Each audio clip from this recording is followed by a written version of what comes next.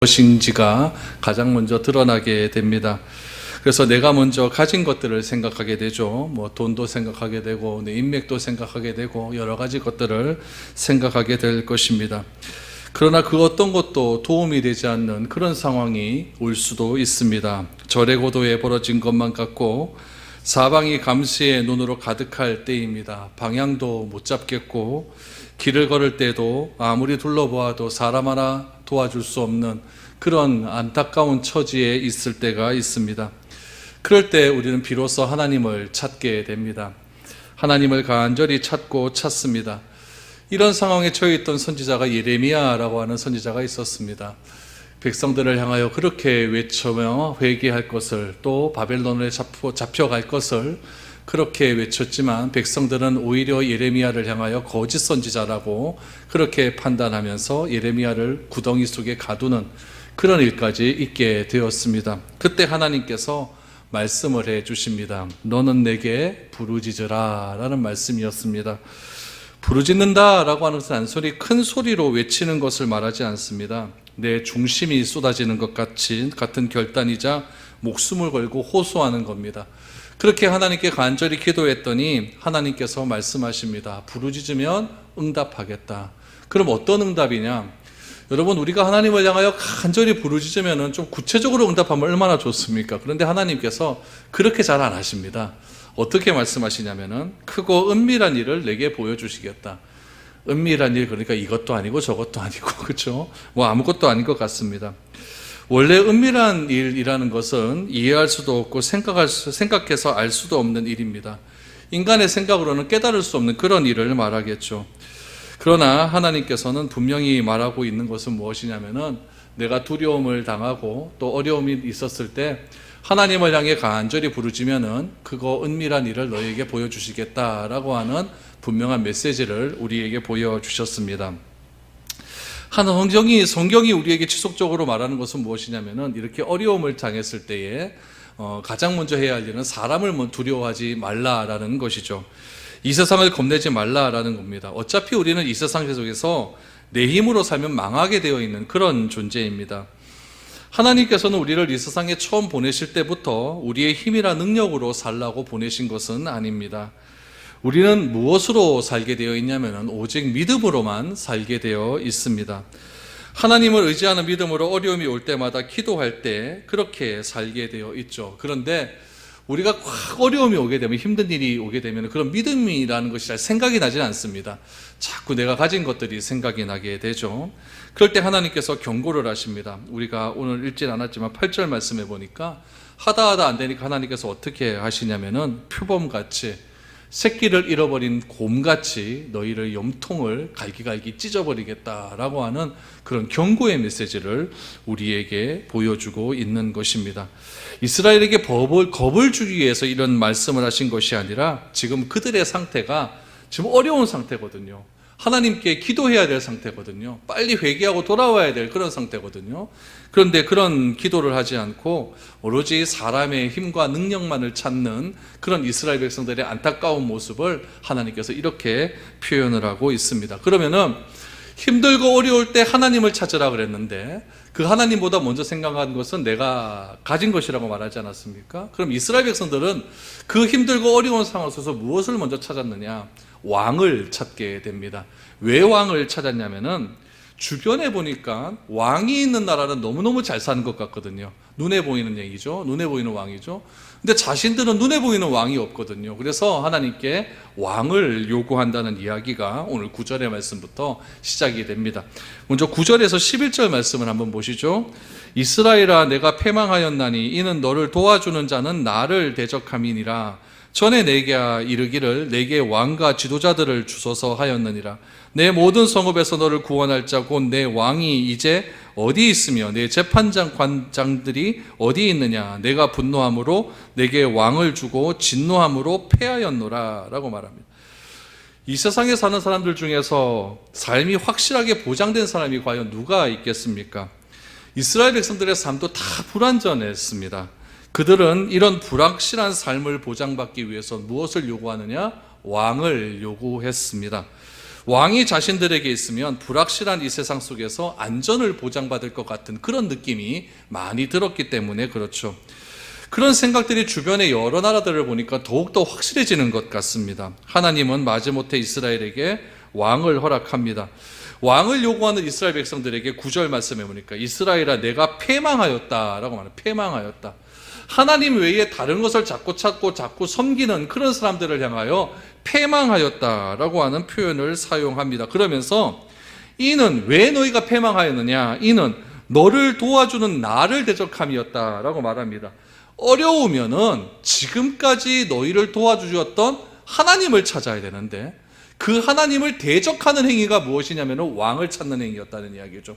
얼마나 안타까운 일입니까? 그래서 이스라엘을 도와주었던 하나님을 버린 일, 그 일이 바로 이스라엘이 왕을 찾는 그런 일이었습니다.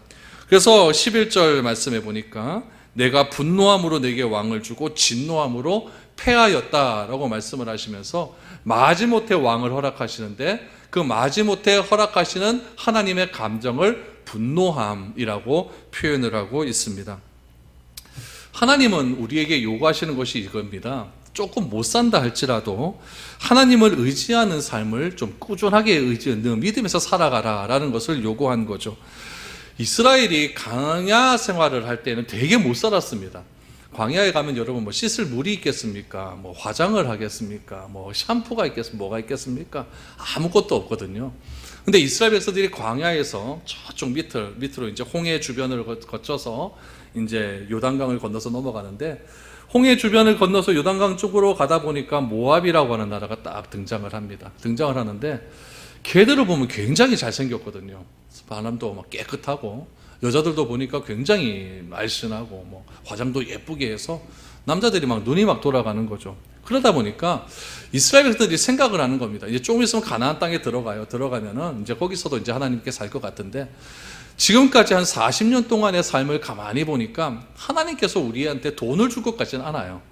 돈을 줄 것 같으면은 이 광야에서도 좀 뻔질나게 잘 살 수 있도록 그렇게 해주셔야 되는데 광야에서 기껏 하나님이 주신 건 뭐였냐면은 삼시세끼거든요. 그것도 맨날 똑같은 반찬. 와, 이거 미치죠. 그렇죠? 똑같은 반찬을 40년 동안 먹어 놓으니까 입에서 막 단내가 난다 그러잖아요. 그렇죠? 막 만나에 미음자만 들어도 딱 찌엽딱 하면서 막 이런 일들이 자꾸 일어나는 거죠. 그래서 이스라엘 백성들이 광야를 거쳐서 이제 요단강을 건너서 가나안 땅에 들어갔는데 가나안 땅에 딱 들어가자마자 생각이 바뀌어지기 시작을 하는 거죠. 가나안 땅에 들어가니까 신세계가 막 펼쳐지는 겁니다.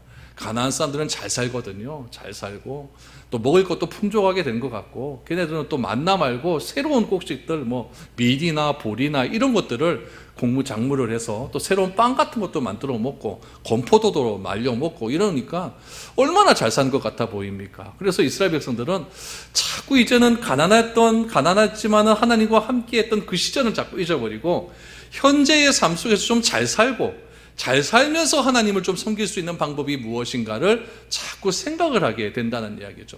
그런 생각 속에서 그들이 생각했던 것은 무엇이냐면 바로 왕이라고 하는 제도입니다. 블레셋을 보고 암몬을 보고 모압을 봐도 걔네들은 다 왕이 있거든요. 왕이 있다 보니까 그 왕을 중심으로 똘똘 뭉쳐서 참 잘 사는 것 같은 그런 느낌이 들었다는 것이죠. 그래서 왕을 그래서 요구하기 시작을 하는 겁니다. 이것은 무엇이냐면은 이제는 내가 세상의 기준을 따라가겠다라고 하는 어떤 이스라엘 백성들의 의지적인 결단이었습니다. 그러나 이스라엘 백성들이 생각하지 못한 것이 하나 있어요. 그것은 무엇이냐면은 이 왕이라고 하는 존재가 이스라엘을 100% 안전을 보장해 주지 못한다는 사실입니다. 우리가 앞에 말씀에도 보았지만은 우리 9절 말씀에도 보니까 너를 도와주는 나. 지금까지 계속해서 이스라엘 백성들을 도와주었던 분은 바로 비록 가난한 삶을 주었지만은 하나님께서 다 도와주어서 오늘에까지 이르게 해주셨다는 이야기죠. 그러나 이스라엘 백성들은 무엇을 택합니까? 좀 잘 살면서 우리를 도와주는 분을 요구하는 겁니다. 그래서 왕을 요구했는데 그 왕은 별것 아니었거든요. 왕만 우리 곁에만 있으면 우리 모두가 잘 살 줄 알았는데 이 왕의 제도가 이게 좀 이상하거든요. 우리가 농사를 져서 농사를 짓게 되면 왕에게 뭘 줘야 됩니까? 세금을 바쳐야 돼요. 또 잘생긴 딸이나 또 잘생긴 아들이 있으면은 왕에게 첩으로 줘야 되고, 또 노예로 다 팔려가는 일들이 그렇게 일어나게 되었다는 거죠. 그러다 보니까 이스라엘 백성들의 생각 속에는 어떤 생각들이 자꾸 들냐면, 이 왕이라는 제도도 좀 이상하다. 우리가 왕의 제도를 잘 따르게 되면은 좀 뭔가 잘 살 수 있을 것 같은데, 이 왕도 별것 아니구나 라고 이렇게 자꾸 불평과 불만이 자꾸 일어나게 되는 거죠. 그런 불평과 불만들이 지금 오늘 12절 보니까 에브라임이라고 그랬는데, 이 북이스라엘 가운데 자꾸 쌓여지게 되는 거예요. 우리 12절 말씀 보십시오. 에브라임의 불의가 봉합되었고 그 죄가 저장되었나니 해산하는 여인의 어려움이 그에게 임하리라. 그는 지혜 없는 자식이로다. 해산할 때가 되어도 그가 나오지 못하느니라. 불평과 분란이 에브라임 지파 가운데 자꾸 쌓여지게 되는 겁니다. 근데 그 쌓여짐이 지금 12절에 보니까 불의가 봉합되었다라고 말하지 않습니까? 그러니까 죄가 터져 나가야 돼요. 터져 나가는 건 뭘 의미하냐면은 그 죄를 회개하는 것을 의미하겠죠. 회개해서 새로운 삶을 얻는 걸 얘기해야 되는데, 회개를 하니까 죄가 자꾸 쌓여져 가는 거예요. 쌓여져 가니까 그 쌓여져 감을 어떻게 표현하고 있냐면, 그 죄가 저장하는 거다라고 이야기를 하는데, 그 저장하는 상태를 13절 말씀해 보니까 해산하는 여인의 어려움이 그에게 임했다라고 하는 말로 표현이 됩니다. 이건 무슨 말이냐면은 이런 거죠. 어떤 여자가 있어요. 여자가 있는데 잘못해서 임신을 했어요. 잘못해서 임신을 하다 보니까 이 임신한 것을 드러내야 되겠습니까? 감춰야 되겠습니까? 감춰야 되겠죠. 자꾸 이제 막 배가 조금씩 올라오는데 자꾸 이게 감추는 거예요. 감추는데 배가 자꾸 올라와요. 올라와서 이래 봐도 누가 봐도 임신한 거거든요. 그래서 사람들이 물어봅니다. 네 임신했나? 아닙니다. 그러다가 또 이제 해산할 때가 됐어요. 돼가지고 이제 10개월이 다 된 거죠. 10개월이 다 됐으면 이제 애가 나올 것 아닙니까? 애가 나오면 어디 가야 됩니까? 산부인과 빨리 가야 되죠. 산부인과 가거나 그 당시엔 산파를 찾아야 될 것 아닙니까? 그런데 애가 나오기 직전이 되었는데도 산파를 안 찾는 거예요. 산부인과를 안 가는 거죠. 그래서 끝까지 나는 임신 안 됐다라고 이렇게 막 바락바락 우기는 상태가 있다는 이야기죠. 그건 왜 그러냐면은 자기가 원치 않는 임신을 했기 때문에 그래요. 다른 사람한테 뭐 강간을 당했거나 뭐 이런 식으로 해갖고 원치 않은 임신을 했기 때문에 내가 너무너무 지금 그것이 수치스럽다는 이야기죠. 그래서 끝까지 임신한 사실을 숨기고 해산할 때가 되었음에도 불구하고 해산을 하지 않으려고 버티는 그런 여인의 모습이 13절에 나오는 겁니다. 그 모습이 곧 누구와 같다는 이야기예요.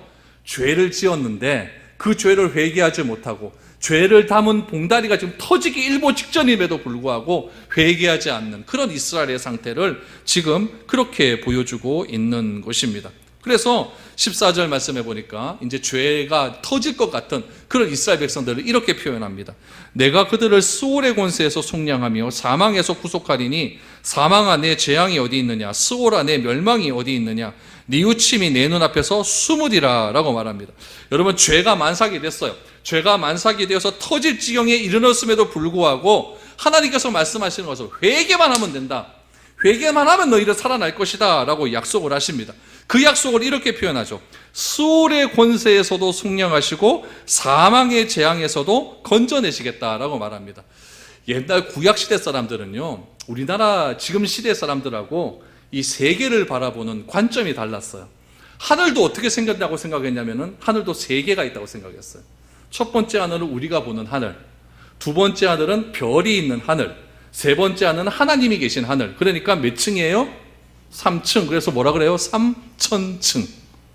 그렇게 바울은 이야기하는 거예요. 근데 그거 아니죠, 그렇죠? 그거 아니에요. 요즘으로 보니까 다 하늘은 하나예요, 그렇죠? 지하도 그렇게 생각을 한 거예요. 지하도. 구약시대 때 사람은 어떻게 생각을 했냐면, 우리가 죽게 되면은 어디로 먼저 간다고 생각했냐면은 스올이라고 하는 곳으로 간다 그랬어요. 스올이라고 간다고 했는데, 이 스올이 번역을 해보니까 음부라고 하는 말로 번역이 돼요. 그 음부라는 말을 또 무엇으로 번역을 하냐면은 죽음이라고 하는 말로 번역을 해요. 그래서 오늘 24절에 보니까 스올의 권세 그랬으니까 이거는 뭐의 권세입니까? 죽음의 권세라는 이야기예요. 내가 그들을 죽음의 권세에도 속량했다라고 하는 것은 값을 주고 샀다라는 이야기예요. 그러니까 살려낸다는 얘기입니까? 죽는다는 얘기예요. 살려내겠다는 이야기예요. 그래서 사망에서 너희를 완전히 너를 해방시켜 주겠다는 이야기죠. 그러면서 이제 14절에는 사망아 내 재앙이 어디 있느냐, 수오라 내 멸망이 어디 있느냐. 이건 뭐냐면은 선포하는, 모락하는 거예요.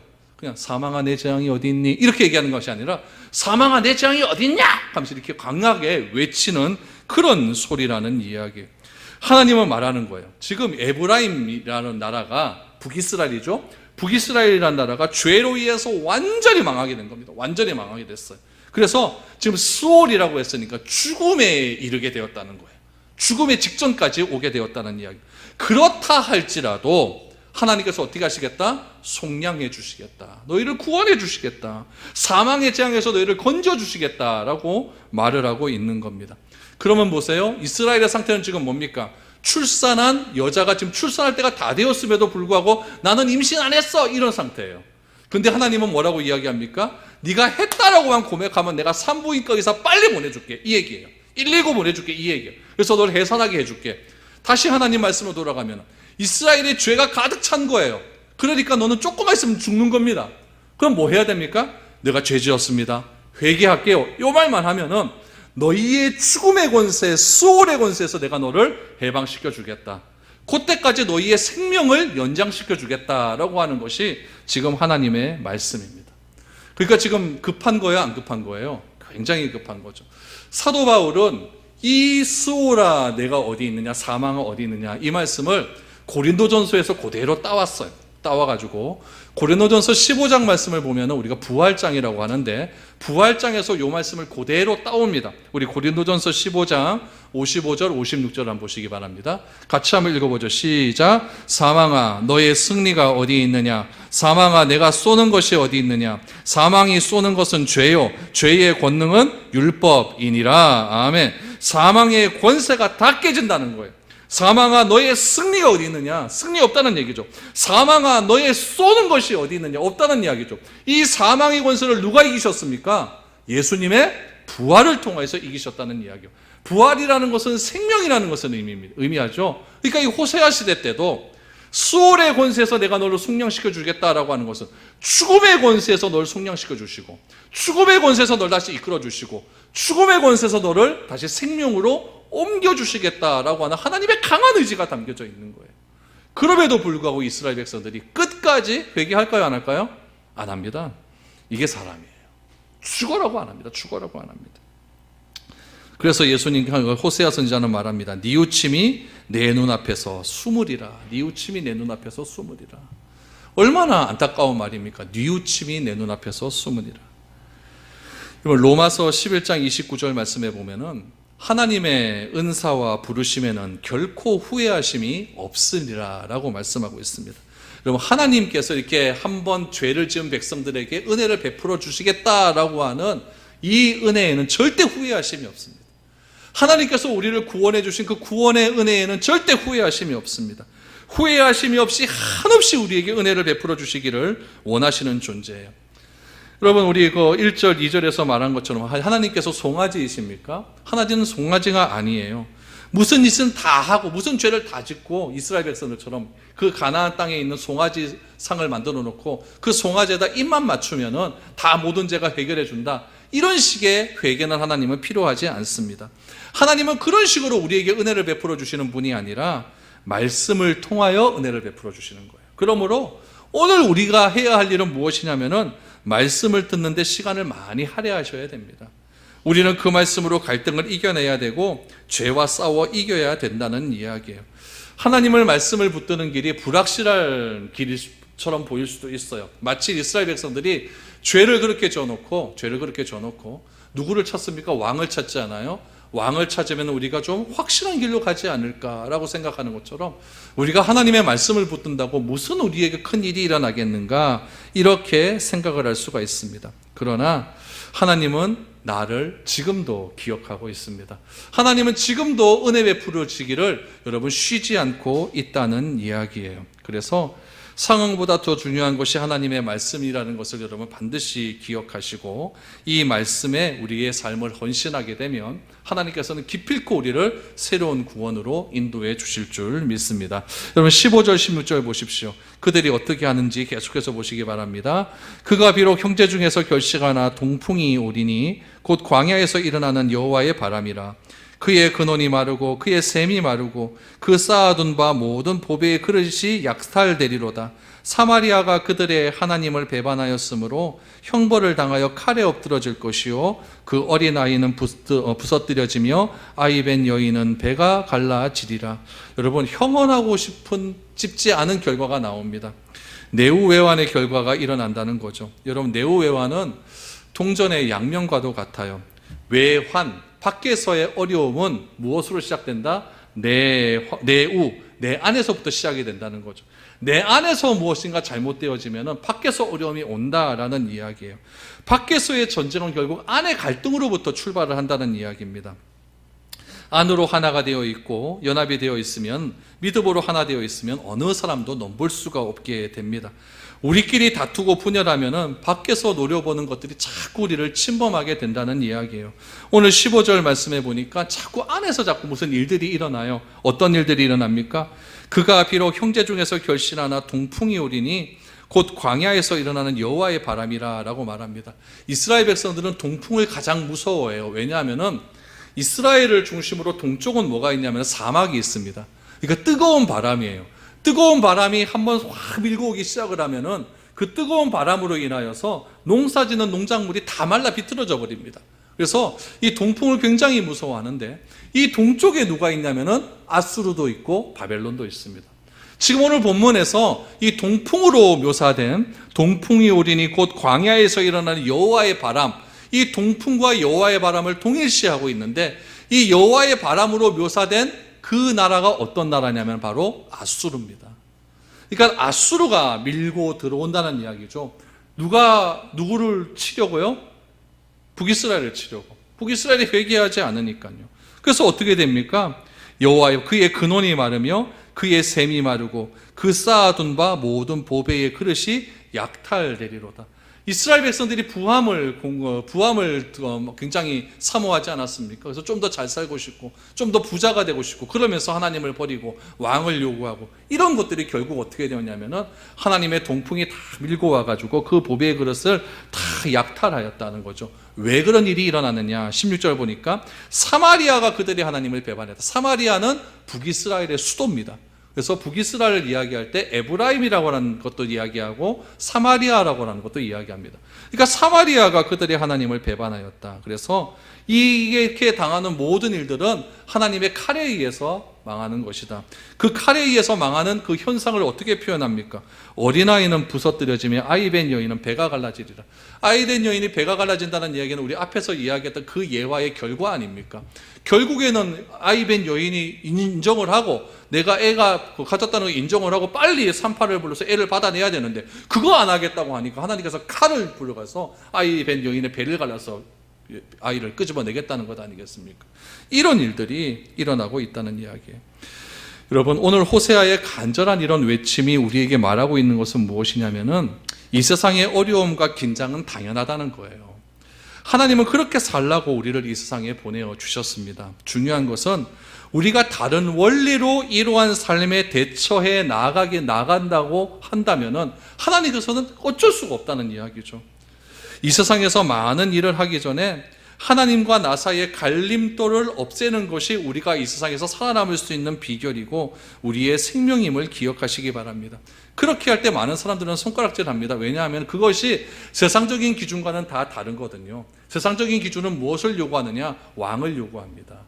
돈의 왕을 요구하고 권력의 왕을 요구하고 인맥의 왕을 요구하고 여러 가지 왕을 요구하지만은 하나님이 우리에게 요구하시는 것은 무엇이냐? 비록 그런 것들을 요구하지 않는다 할지라도 하나님과 나 사이의 관계를 더욱더 철저히 하면은 그것보다 훨씬 더 내가 너에게 나은 삶을 약속해주는 그런 하나님의 약속이 오늘 우리에게 있다는 이야기입니다. 그래서 주님이 나를 창조하셨다는 사실을 기억하시고 말씀에 헌신하는 그런 삶을 살아갈 때에 우리 가운데 그런 모든 어려움들은 하나님께서 반드시 해결해 주실 것입니다. 여러분, 신앙이라는 것은 인간이 성숙해지는 지름길입니다.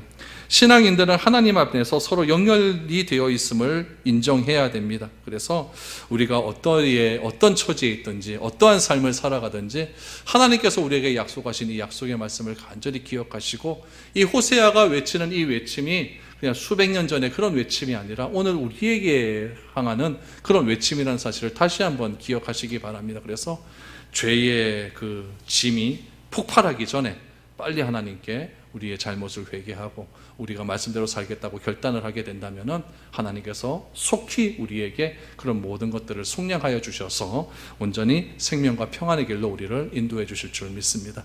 이런 믿음을 가지고 이번 한 주간 충실하게 살아갈 수 있는 저와 여러분 될 수 있기를 축복드립니다.